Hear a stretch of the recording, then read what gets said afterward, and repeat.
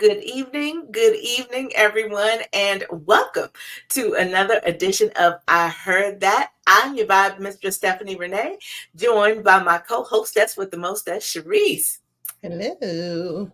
And tonight we are going back to one of those previous popular themes that we know you all will enjoy digging in a little deeper with us on this episode. I titled it tonight, I Want My MTV.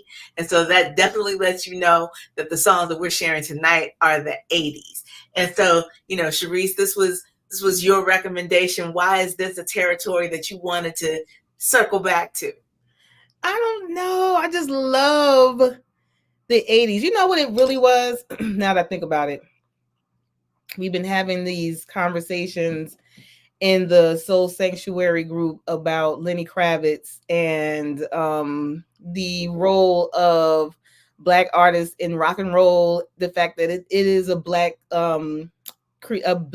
created genre of music, and my first goal was to, I was like, you know what, we need to, maybe like highlight some stuff and enlighten folks a little bit, but at the same time I wanted to also maybe highlight some bands whose members are not of color, but who we hear that the influence of Black artists or Black music, quote unquote, in their songs. So that's kind of like where it came from. I didn't know how to maybe like, zero in on a more defined theme than just, what about bands from the 80s, but that's the way it turns out is great because it makes sense. It still winds up being MTV, because that's what the MTV in the 80s was it for us. Like, that's where we got our music if we weren't listening to the radio, and that's where we saw all these videos when video was the thing. Yes. So, and of course I'll take any opportunity to reminisce and be taken over by nostalgia. It's a horrible feeling and just blissful at the same time. I don't even understand. So yes, Well, that's where it came from. I was gonna say we have to appreciate that if we're blessed enough to keep going, we're gonna see a lot more commemorations and anniversaries and realize that we're seeing these things further and further in the rear view. Right. But the nostalgia is the feel good that keeps us connected to the memories, right? Yeah. When you start losing those details, life loses a little more color, I guess you could Right. say. I agree. So us looking back fondly on these moments and these songs, I Yes. think is that thing that everybody needs that puts a smile on their face. Yeah. So as we jump into tonight, you mentioned these groups that were heavily influenced by the rock era and what have you. And so that's where we're going to start. We're going to start on pop, and then we're going to work our way closer to the soul. Okay. Okay. I'm good with that. For me, Yes. okay, I'm a guess. Now this is my last addition to my songs, Okay. and one of those bands that was like a fixture on definitely on MTV, and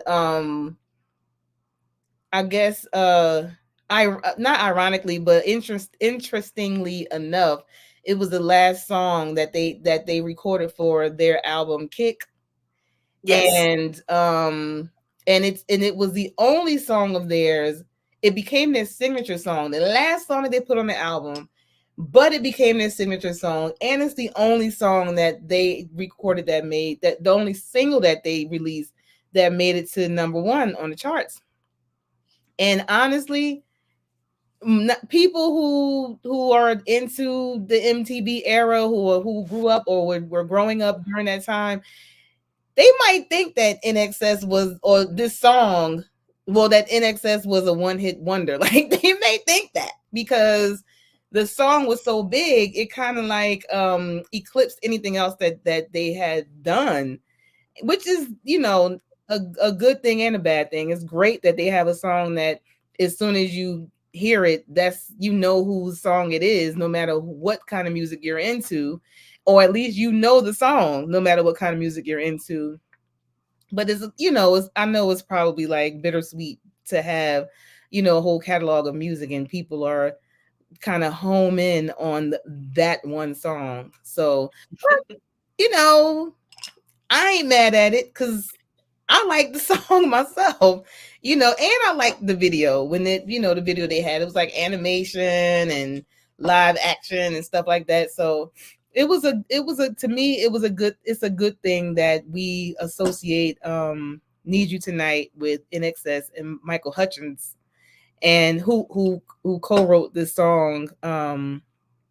So he should feel that, you know, he should feel accomplished in that. You know, you wrote the song that is your band's signature. So that's my first song for tonight. Need You Tonight by NXS, Michael Hutchins. Remember him with the curly hair? You know, out there.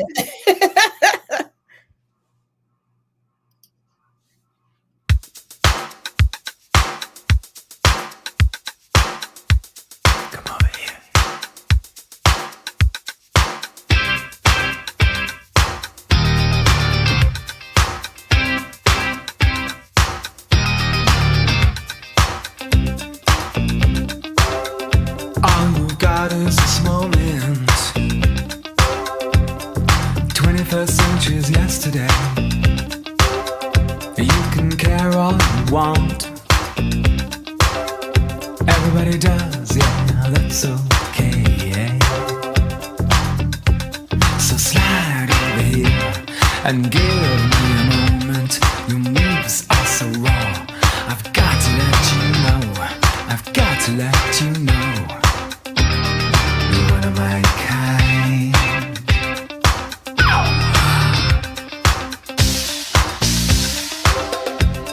I need you tonight, 'cause I'm not sleeping. There's something about you, girl, that makes me sweat.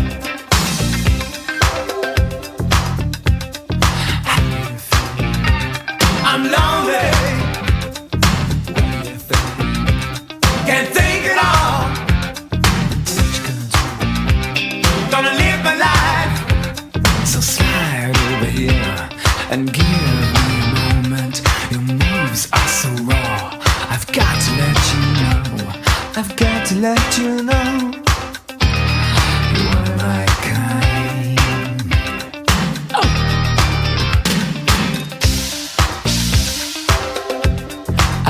You tonight, 'cause I'm not sleeping. There's something about you, girl, that makes me sweat. So how do you feel? I'm lonely. What do you think? Can't think it all. What you gonna do? Gonna live.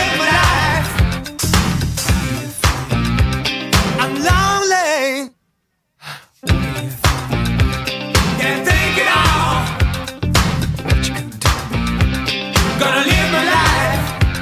So slide over here and give me a moment. Your moves are so raw, I've got to let you know, I've got to let you know. So slide over here and give me a moment. I've got to let you know, I've got to let you know. You're one of my kind.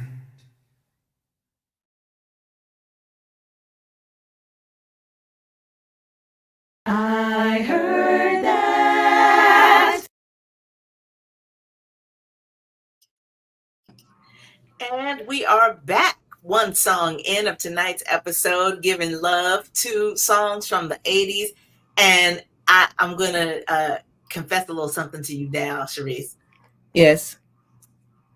I know that song and I know Michael Hutchence, but I'd be hard pressed to name any other songs by NXS, or and I can never remember the name of that one until until it Until comes you on. I was hear like, it. oh yeah, yeah. They were Yes. just NXS for whatever reason. As much as I was a child of the 80s, Uh-huh. they just never got into my repertoire. Yeah, I mean, for me, it's kind of like the same. I I was definitely an MTV child, a baby, a MTV baby, and this was one of those songs that I knew by them, but this is the one I'm obviously most overwhelmingly familiar with, and yeah, I wanted to acknowledge yes, that Michael Hutchence passed in 97. You know, he died by suicide. So yeah, the we do have to continue to keep people, we speak their names and keep their music at the forefront if we can. You know, this is one of those songs though that I don't care how many years down the line, how many years we get away from when this song was released. It's one of those that live, it's still breathing. Yeah. So that's how we keep these artists who, for whatever reason, we won't know, for whatever reason they decided to end their own lives. This is how we keep them alive. Yeah. So thank you for pointing that out, Thomasina. As always, dropping the little bit of knowledge, every so often he just drop Mhm. boop. Yes. But I still, and I go back to, I hope that, there was a sense of accomplishment knowing that he co-wrote the song that is the one that made it to number one from this band, and that is their signature song. He might have gotten tired of, because me and been so long.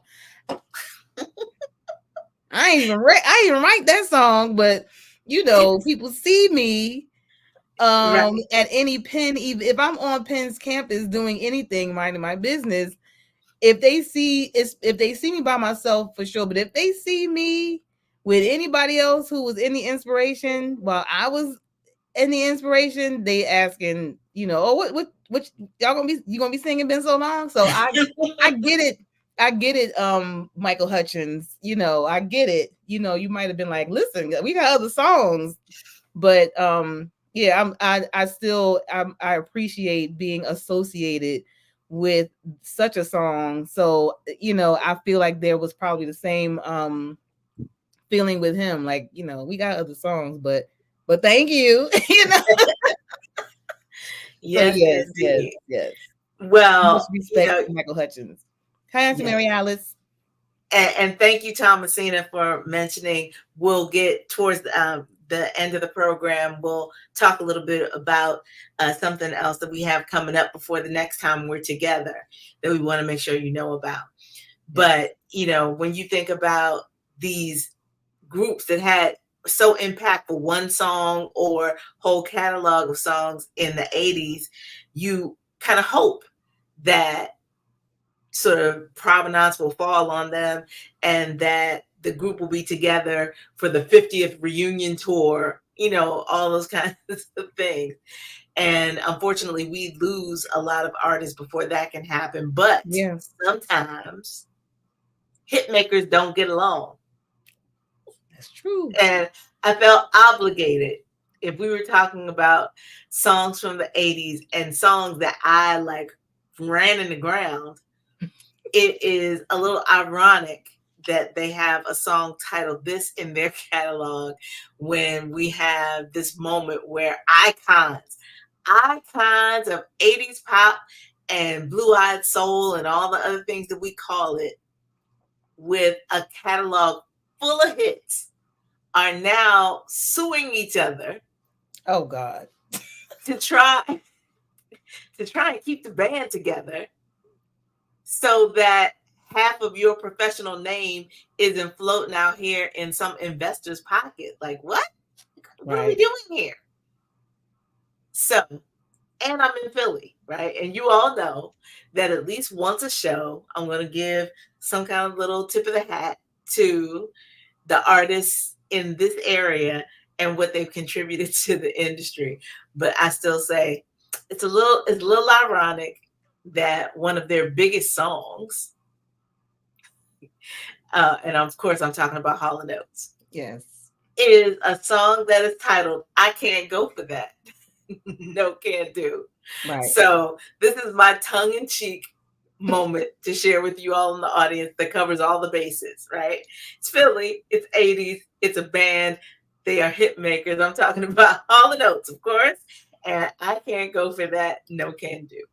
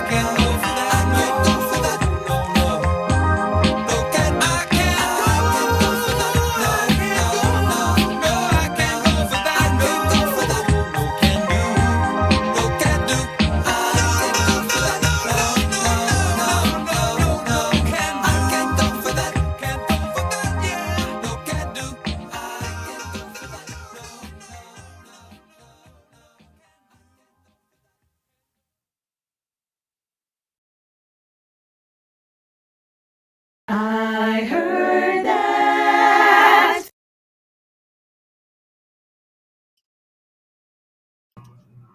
And that is how we're getting started with this first set of tunes that we're doing tonight, we kind of wrapped our arms around these big bands that were more pop leaning, as the rules really began to change when it comes to all the way we classified music and what was considered pop, because Lord knows by the time we got to 21st century, hip hop was technically pop. It had just been embraced so clearly.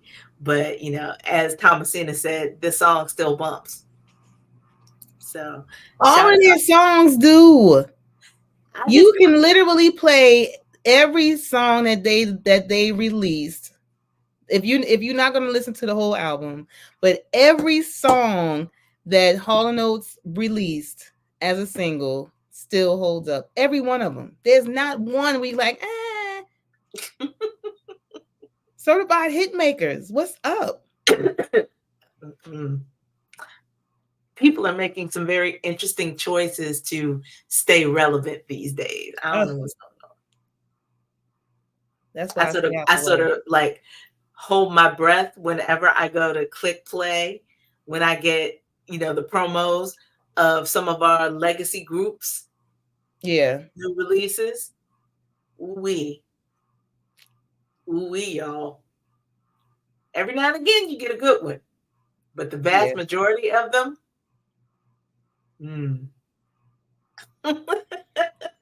But let us keep moving on into pleasant territory.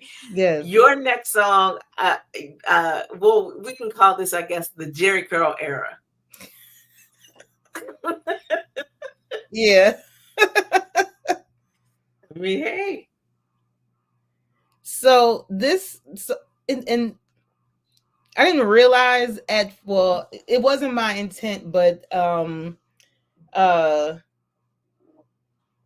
two of the bands that I'm featuring were heavily associated with Prince. Didn't realize that I was doing that, but it's okay. I mean, I'm good with it. Because I was really trying to show diversity with Black rock and roll artists. Again, because of the whole conversation around Lenny Kravitz, and so this band was young guys from, wait, let me tell you, because we tend to think that those folks who have the Minneapolis sound are from Minneapolis. I mean, they from Midwest. They were from Flint, Michigan, where you know, where the water is bad, where the Councilman Mays be having us cracking up. So, but this group, it's like, yeah, they had again some good hits, and they were a big band. Like there's a lot of them in this band. Yes. And the lead singer, you know how when you're young you watch like a scary movie and you're like, how was I scared of that? Or you watch watch a movie like, wait, how did they fool me? The special effects were ridiculous. How did I think that this was real? So like, although I'm not trying to diss my boy Melvin Riley, when I listen back to his vocals now, I'm like, okay, okay, Melvin Riley. Like, not that he can't sing, but you know, he has a different kind of tone to his voice. Yes, which again is okay. I ain't mad at it at all because it works for their songs. Okay. And when they try to, I'm glad that we're focusing on the 80s, because when they try to come out of the whole, you know, the Victorian, you know, jackets and stuff, and they got rid of the curly kits, but it was like slick now. You know, they were trying to do like more of an urban pop type of thing, which was okay for the time. But you know, I personally prefer the when they were like, look at us playing our instruments, you know, listen to Melvin Riley. They had the little choreography, you know, again, they were heavily influenced by Prince. And but this song here, I feel like, and I did not check back again, but this song here, I think they were talking about Sheila E. Yes, Which they would were. make sense. Okay, good. Because, you know, she again associated with my boy Prince, my man Prince. And so, but anyway, this song here, by Ready for the World, and I knew I was going to play a Ready for the World song, but I didn't. I had to choose which one. And you know, sometimes I like to you know, share songs that everybody may not be so familiar with, but this time I was like, let's just go ahead with it, you know, and we're gonna do Oh Sheila by Ready for the World, one of their first singles, if not the first single that they came out with. And yeah, this is one of the best representations of Ready for the World to me, because again, the first song is the one that kind of like burns them into our brains. And then they followed up with good singles that you know worked out for them, and it made us continue to go back to Oh Sheila, because I mean, it's just one of those songs. Okay. Oh Sheila, and ode to Sheila E., who's my birthday twin, by the way. Yes.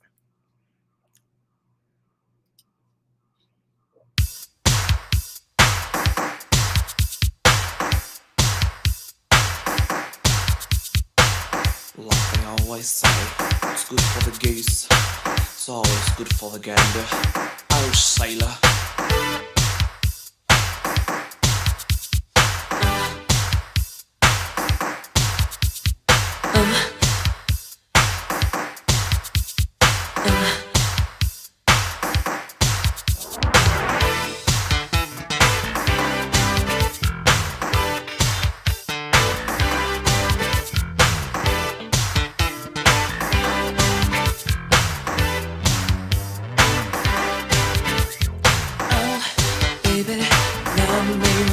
Let me love you till you get it right.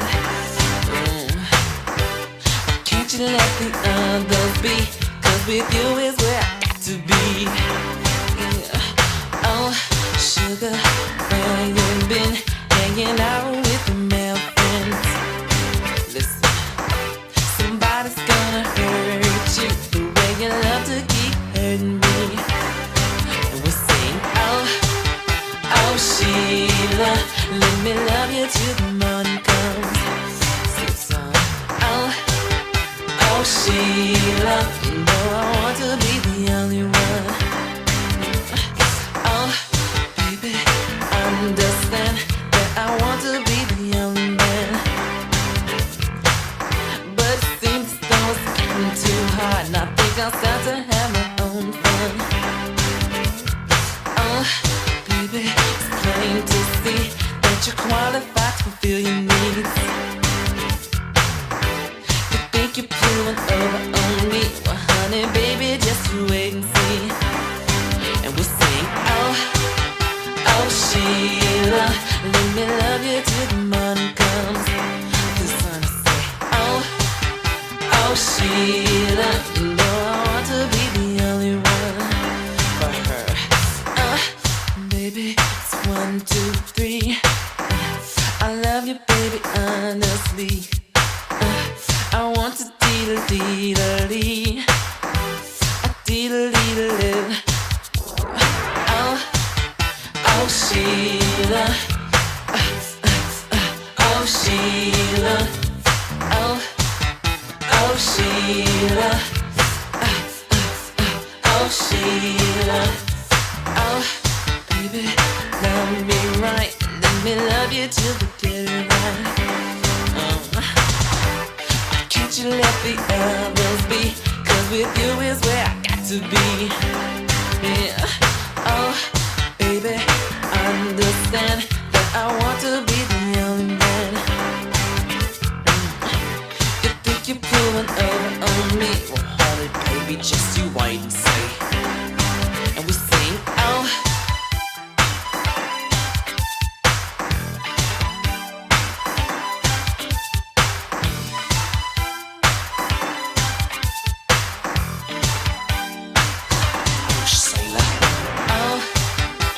Sheila.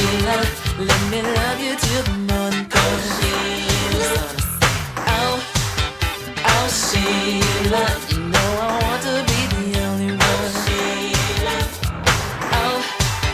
oh Sheila, let me love you till the morning comes. Sheila,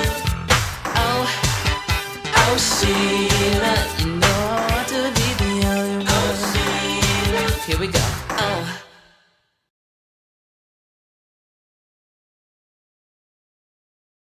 I heard that.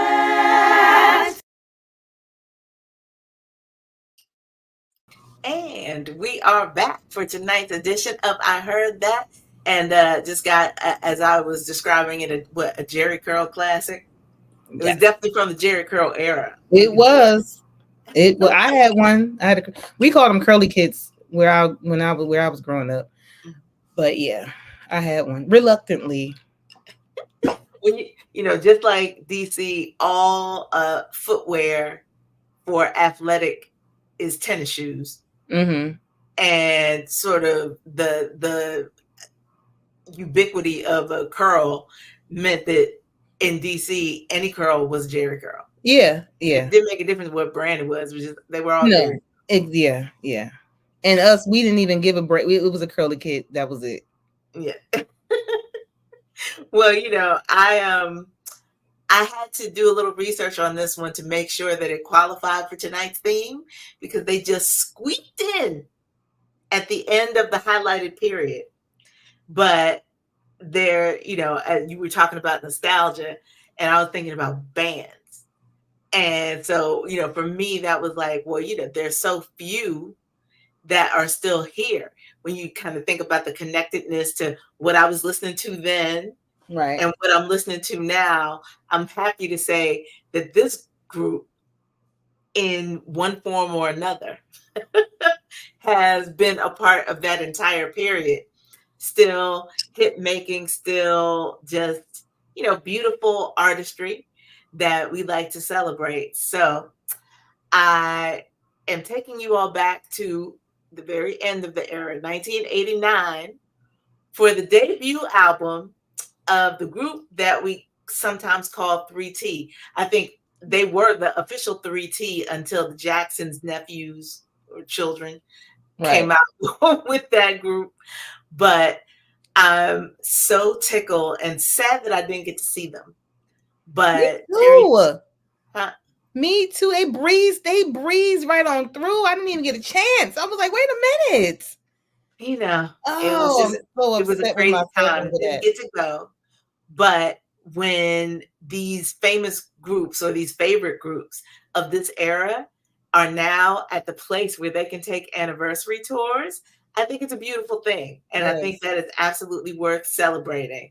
And God knows that Raphael Saadiq has been burning up everybody's charts since then to now, with the amazing production and songwriting that he does with and for people in production. You know, it's just, he has his hand on a lot of things. So to think that this was where it all started, in terms of, for most of us, I think if you were watching Video Music Box or these other channels that we were paying for to see these videos, the video was what a lot of us connected with, because it also had some of the signature haircut, clothing choices of the era. So I think about on it fondly. But I love the fact that this was released when it was, and we can now look at it through this lens. So this is Little Walter by Tony.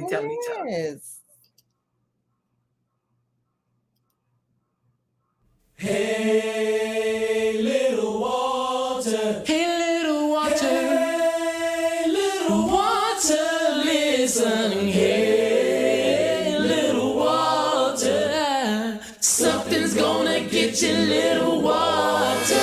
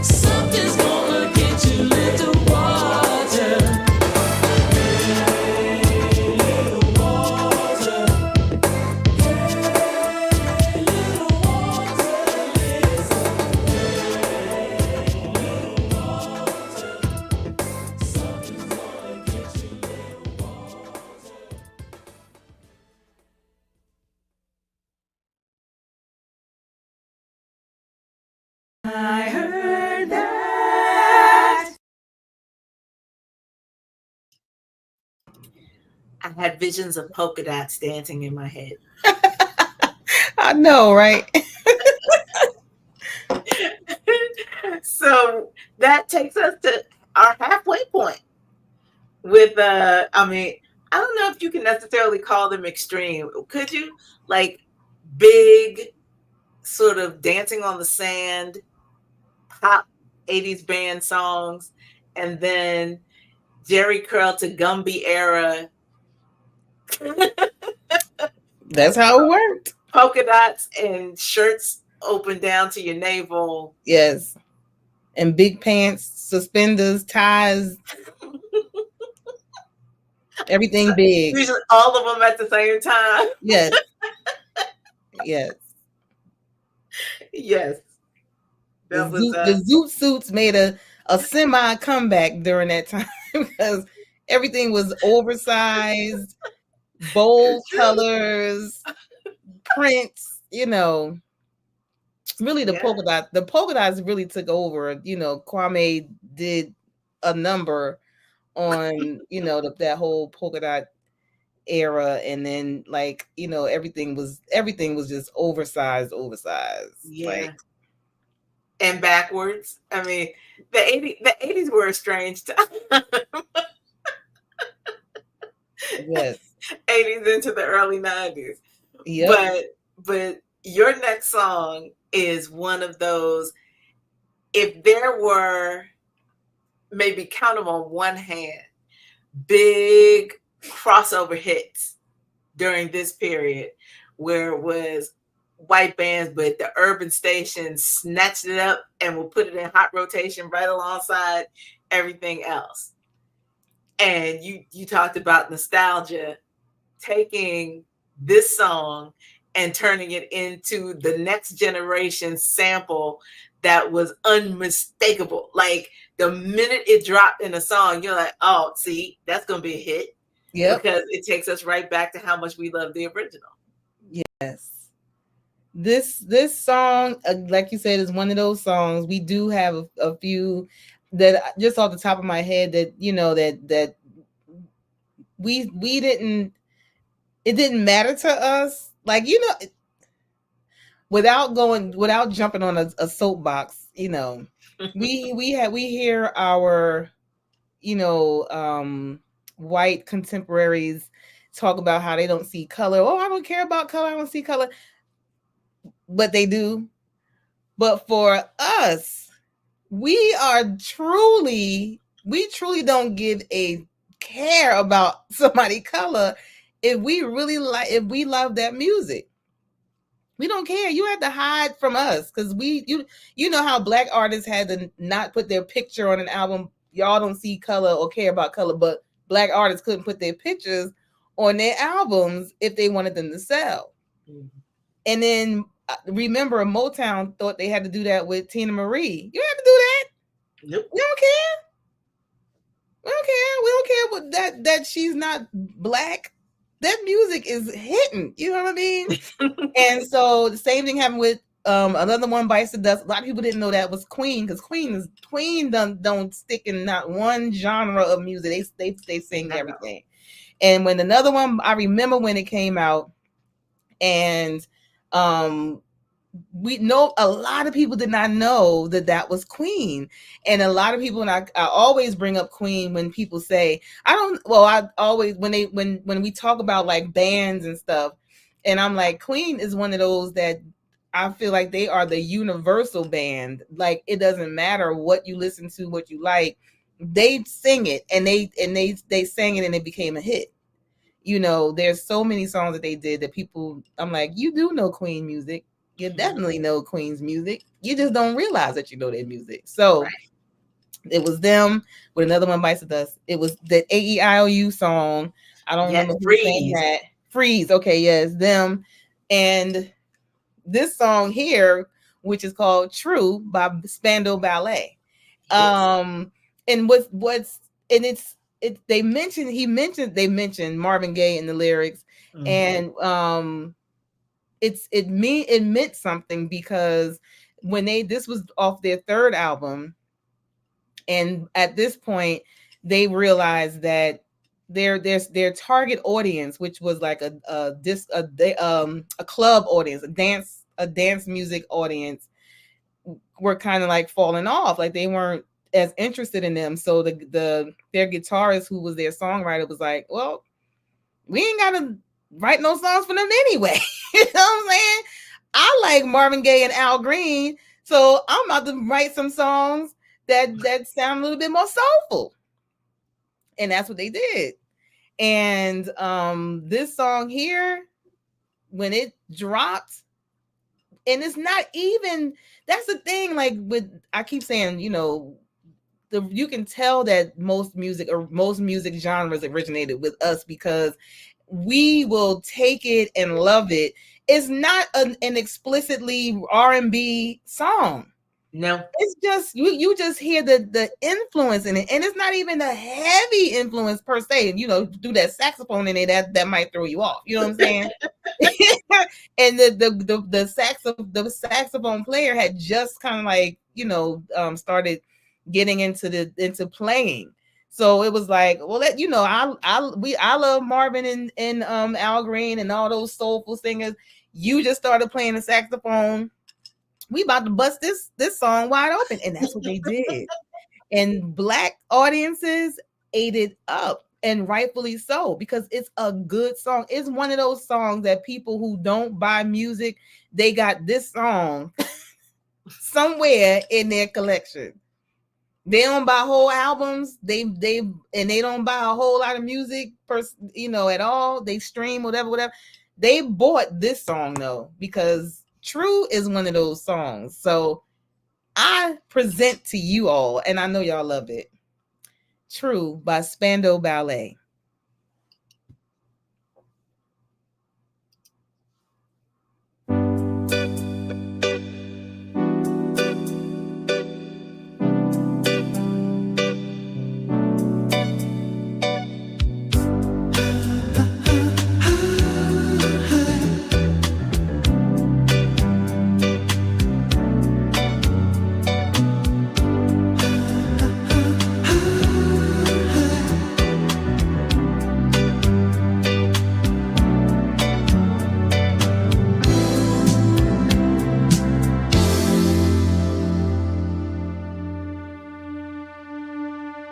So true, funny how it seems, always in time, but never in line for dreams.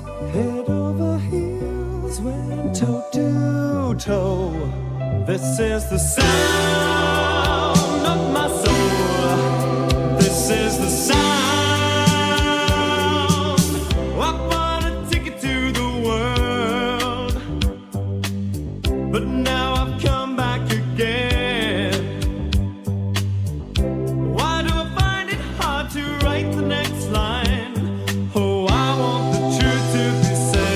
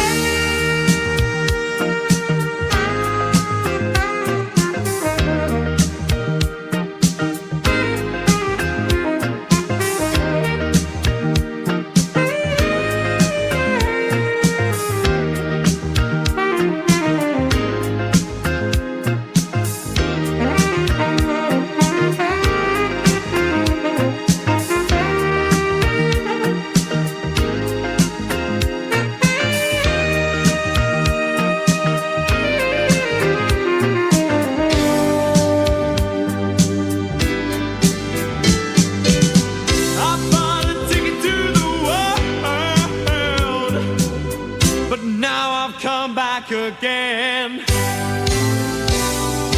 Why do I find it hard to write the next line? Oh, I want the truth to be said.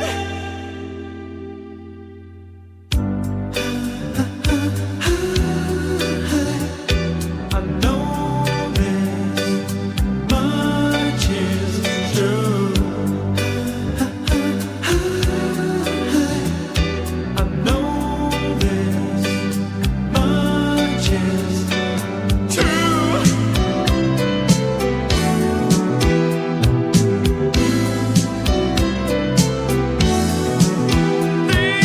much is true. This much is true. This much is true. This much is true. I know this much is true. This much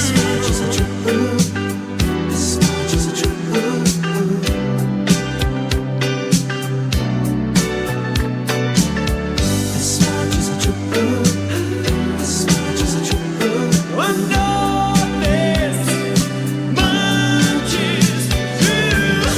is true.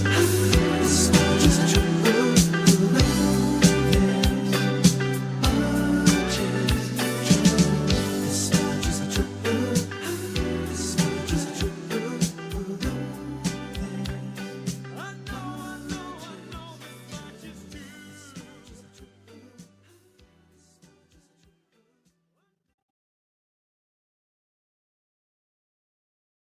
I heard that.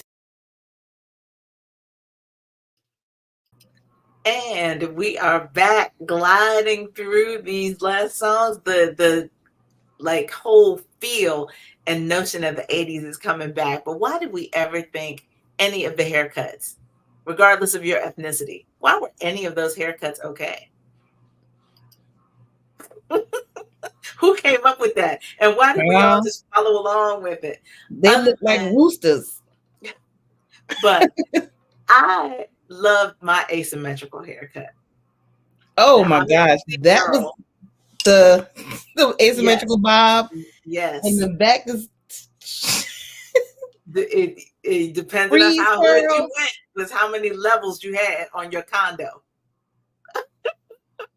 Because that's how it was cut, like a Frank Lloyd Wright house. We was mushrooming it out back then. The mushrooms, the asymmetrical bobs. That's There when was so Salt many bad and haircuts. Pepper had the feather on the top with the bob. Man, we were doing it, okay? It was a special time, boy. Yes, it was. And an era where the men wore more makeup than the women. Child, Like, their eyeliner game was on point. You hear me? it was a lot. It was. But you know, for as much as MTV brought images like that, like front and center, right? Because it was everybody's videos, it was everybody's album covers, it was just there. Yes. They're also, and I think Spandau Ballet is probably a perfect example of this because that song's from their third album, right? Yeah. There are these groups that have obviously been around for far longer than most of us were clear, who somehow in the 80s, with the coming together of the urbanness of hip hop and some of the trends in pop, brought together these amazing crossover songs that had an element of a little bit of everything that we liked. From like music of that era, there were samples, there were, you know, like the drum break, it was the just all these different things going on sonically in the music that was coming from the most unlikely places. So, you know, I mean, there is something to be said for, I guess you can say, the cross-pollination of all of these different influences that were going on among the youth of this time that makes this a really special moment Right. All the democratization of the radio stations and all the things that go into that. But this song, I heard, and bands were very colorfully named during this time also. Yes, they were. But this one had a very simple name. And I remember the first time that the video came on MTV, I was just like, I must have almost been like this, listening to it, because it was crazy. And I was like, why have I never heard of this band before? And, there's something to be said for the way that the British embrace soulful culture, because doesn't matter how young or old you are, it's just how in tune you are with the music that Right. you can create something that is so far off the beaten path of the kind of music you normally do that is just totally surprising that this is where you found yourself in that moment. But I am referring to a selection that comes to us from an album titled 90125. I assume it's a zip code, but I'm not quite sure, given that they're a British band. Right. So there's got to be some significance to that I did not research deeply enough before I started down this path. Right. But I hope you will all jam out with me to this selection from the group Yes, titled Owner of a Lonely Heart.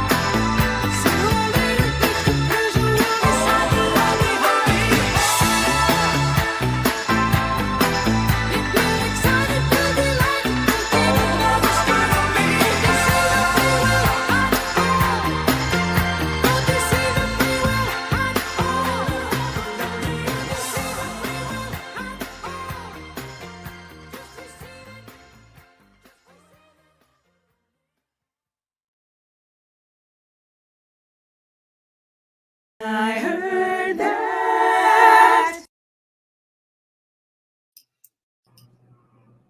That was funky. And that was particularly funky if you go down the sort of lineup that was in hot rotation on MTV at the time. That song stuck out like a sore thumb. Like there was no way you were going to sort of snooze your way past it thinking that the previous 3 songs sounded exactly the same, you know?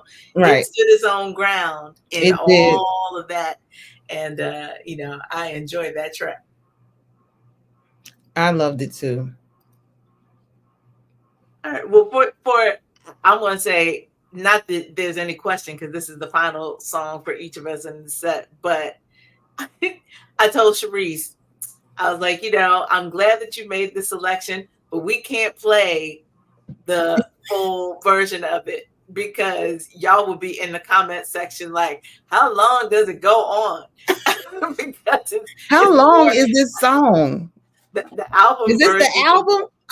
The album version is more than 10 minutes. So, you know, I was like, we're gonna lose the people. We got to do the radio edit version or the custom edit, I guess. So please proceed. So this band, again, as I stated earlier, two of the bands that I was sharing tonight are closely associated with Prince. And this in particular, this band is headed, or you know, by one of the most charismatic artists, bar none. I don't care what genre you looking at, one of the most charismatic characters who ain't so much of a singer, because you know he don't be singing mostly. He really like talk sings, you know. Yes. Again, it's the charisma with which he delivers his lines. He don't have to sing.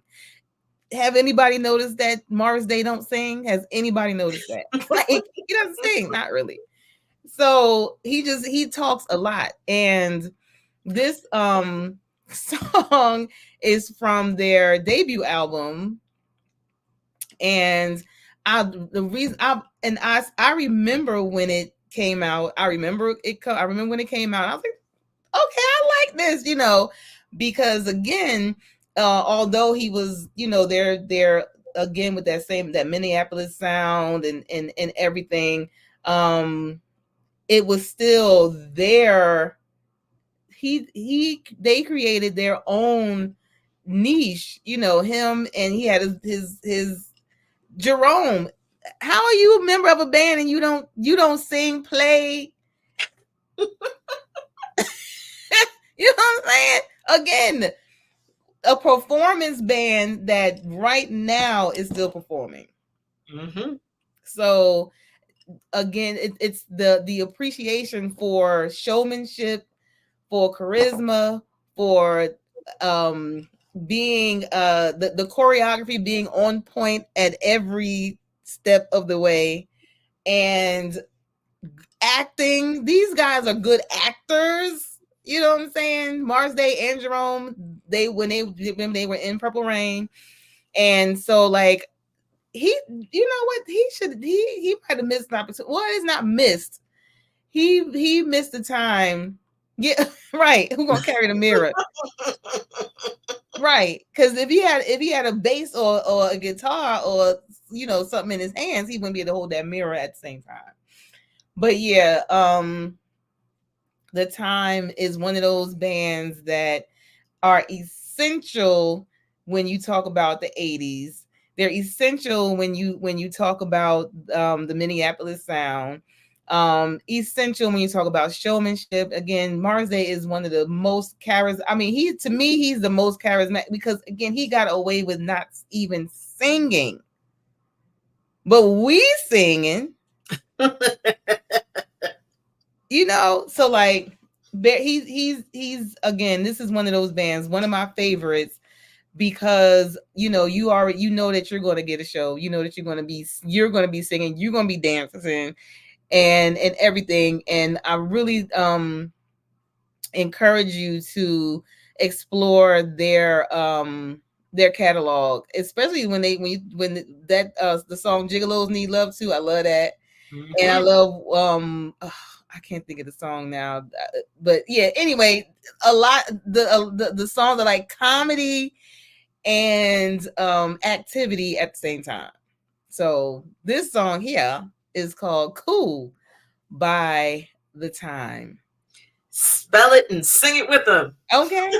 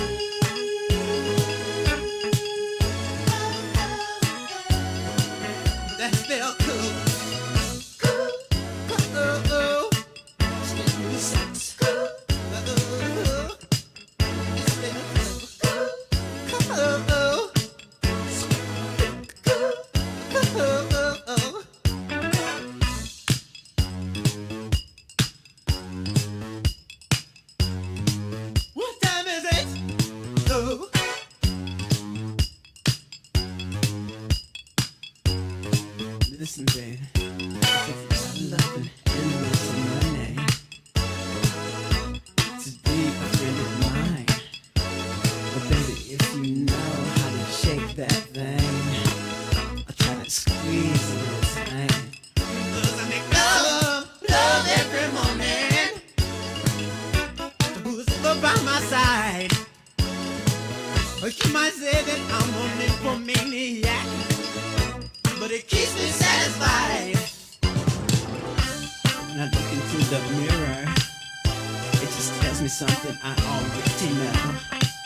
I'm so cool. Honey, baby, can't you see? Girl, I'm so cool. Ain't nobody bad like me. Sing it.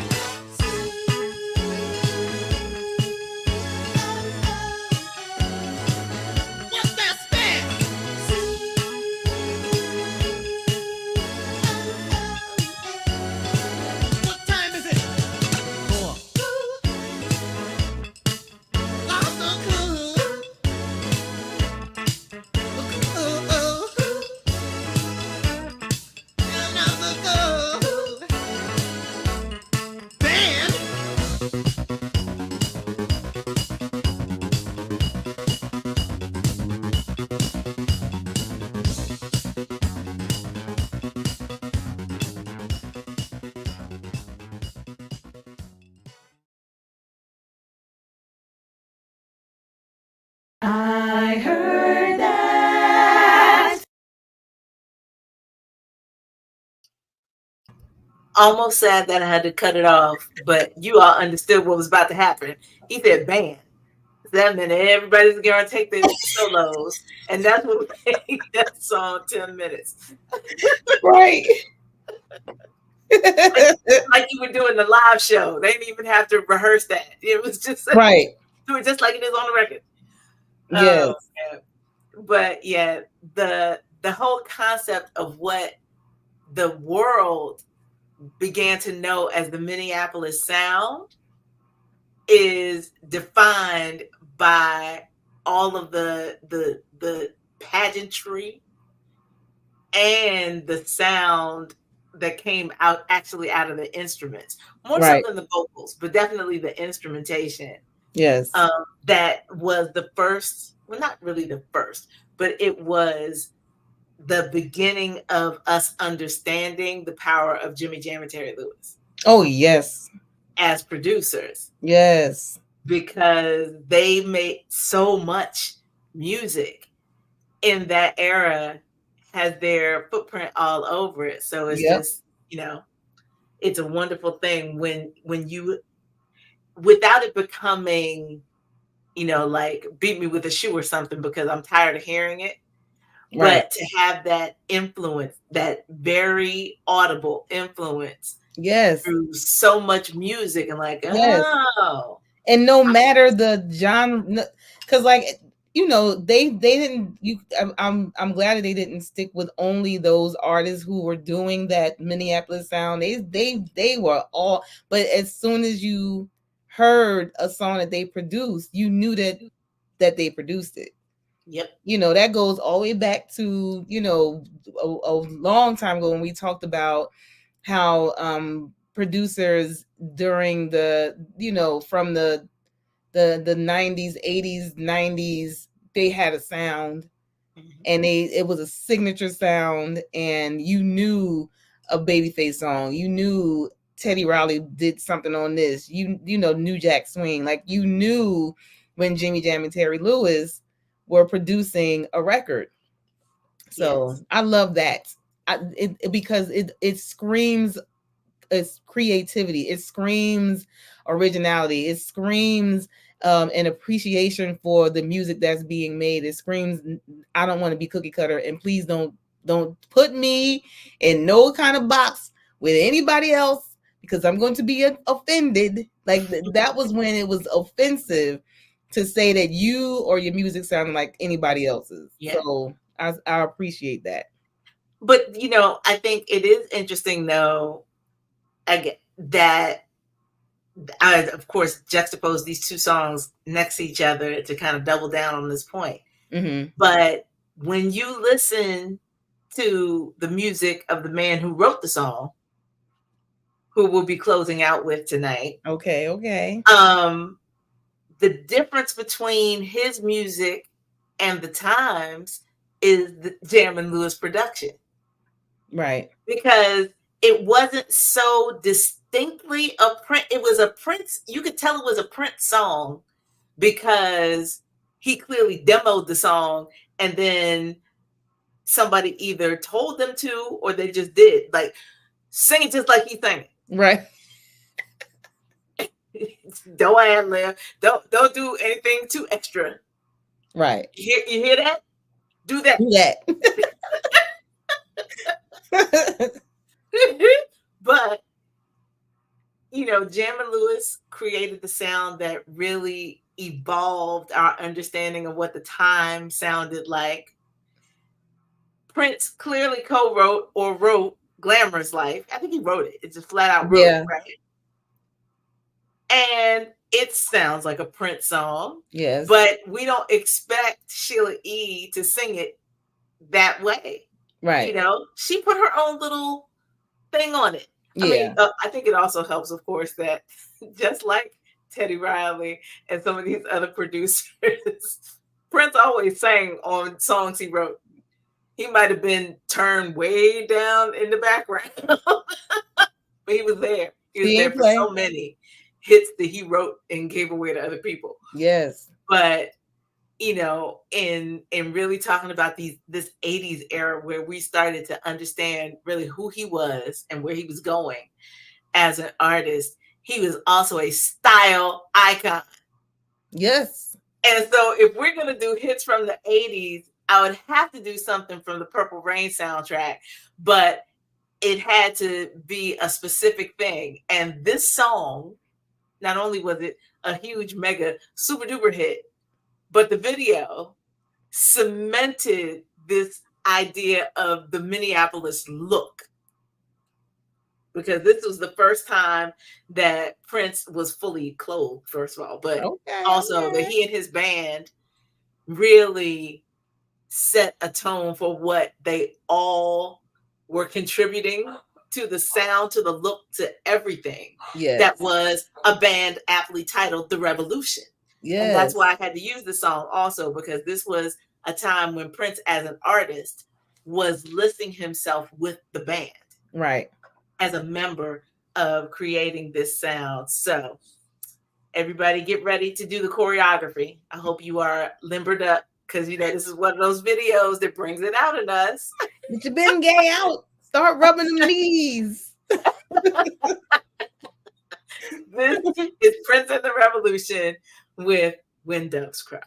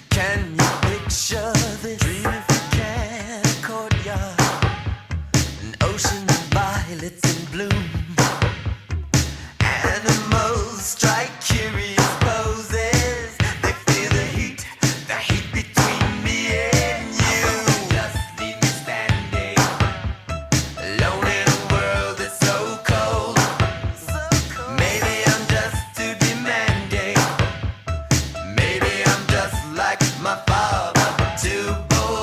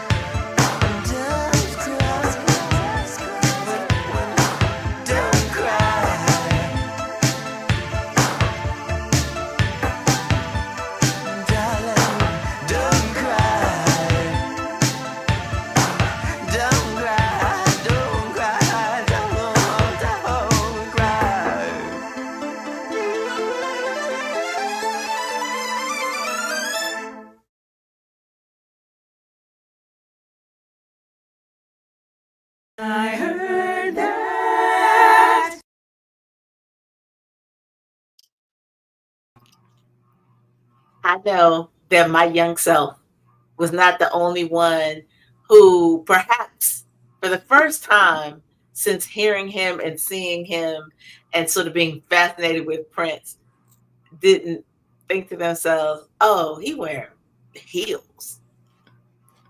Like that era was when I was clear that Prince was wearing heels. You know, for the first couple albums, like I think he was barely dressed on the album covers. Yeah, he didn't wear no clothes. You know, so you don't think about these things. And then I was like, oh, he must be short. Beautiful, you know, but short. So Well, he was very petite, like just small. yeah, but So that doesn't mean he's short. it would have been hard for him to be tall. I never imagined him as anything but short because he was just so small. Like he was so Yeah, but so was Michael Jackson, your boy. And yeah, he but was he 5'9". but he wasn't petite. He didn't look petite. His arms was like long as heck. He had the longest, and his hands was real. His hands were big, like his fingers was long. Like he didn't present as short to me. I'm as an adult. I mean, you know, obviously when he was a boy, he was, but when he was an adult, he was like lanky. You know. So I never saw him as being short, but Prince, I always saw him as being like, you know, small and petite. Gotcha. With heels, and I always was like, dang, like he was the pimp. Like I know, you know, when you know the black man cool walk, we called it pimping. I don't know if everybody called it pimping. I don't want to say, I'm not saying he was a pimp. I'm saying in DC we did.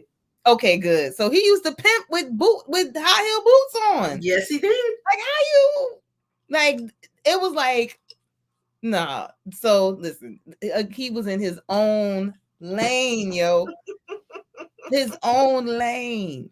And his own stratosphere. I'm trying to tell you. Absolutely. Well, can you please, for the good people, run down our playlist for the evening? Yes, ma'am, I can. Oh, wait, hold on. Here we go. So, again, just to recap the songs that we had for 80s bands, Thomasina, yes, you already know. If Michael was a part of a band, like, you know, I would have snatched one of the songs up, but you know, he was never like in a band. So we're doing 80s bands this evening, and we started out with In Excess with Need You Tonight, led by the late Michael Hutchins and co-written by him as well. Then we went with I Can't Go For That, No Can Do by Hall & Oates, who are right now battling each other. I mean, what can you do? Then we did Ready for the World with Oh Sheila, which is an ode to Sheila E. We got Prince influence all over the place tonight. I mean, for real. Because then we did Little Walter with Tony. Then we did True by Spandau Ballet, which I love that song so much. I know y'all have that song. If you don't buy songs, I bet you bought True by Spandau Ballet. I bet you did. And then we did Owner of a Lonely Heart. You know what? It's so funny that I have in my notes, I write all the songs in my notes. And Owner of a Lonely Heart by Yes, it's on an album called 90125, and it's from 1983. And it's my phone is thinking that it's a phone number that I'm trying or a link or something. Like, that's funny. It's the name of an album and the year it was released. iPhone, stop acting up. Then we did Cool by the time of their debut album, the introduction to the iconic band that is The Time and that charismatic leader, Mars Day. And then we wrapped up with the glue for quite a few of these artists that we've shared tonight, and that is Prince and the Revolution with When Doves Cry from the Purple Rain soundtrack, which is another classic of all time that will never ever ever get old. That's it. Yes, absolutely. Well, there are, all kinds of reasons for us to sort of shake our heads about the state of the world right now, and wonder what we can do to make things better. So I partnered up with a buddy of mine who we've seen too many of our friends in the Philadelphia creative community pass away very recently, but let alone throughout the course of 2023 from preventable diseases. Folks are too young to be leaving here because of heart conditions, too young to be leaving here because of any number of diseases that we find very common in communities of color, particularly Black families. But we can make some lifestyle changes, little adjustments of the knob here or there, so that we can extend our vitality and be around for as long as we choose to, be an active part of this world. And so coming up on Saturday, December 16th, if you are in the Philadelphia area, then you are invited to join us for the Sick With It Health and Wellness Symposium. Too many of us are sick with it with the skills, and also sick inside, dealing with some things that we want to help them heal. And so we're gathering health practitioners. Our presenting sponsor is Keystone First, managed care plan here in the greater Philadelphia area. And so the focus is on, there are lots of different kinds of ways that you can de-stress and change your practices and live a healthier lifestyle. And we're giving you sort of a smorgasbord of all of that, with people who do yoga and meditation, people who do sound therapy. We have a holistic dentist. Did you even know that existed? Holistic Wow. dentistry. And they are going to be participating. We're hoping to get a chiropractor to talk about what they do. We've got a pharmacist, we've got a psychologist, so all different kinds of ways for you to get right. We're offering you this opportunity to find these practitioners, so that if you need to switch around some of your, preferences, or some of the things that your health insurance, if you have it, allows you to do, then these are the people who are doing it. Start to build a resource of people who look like you, who know how to treat the things that ail you. And so the website where you can find out more information and register is tinyurl.com/sickwithit. So not with, sick with it info.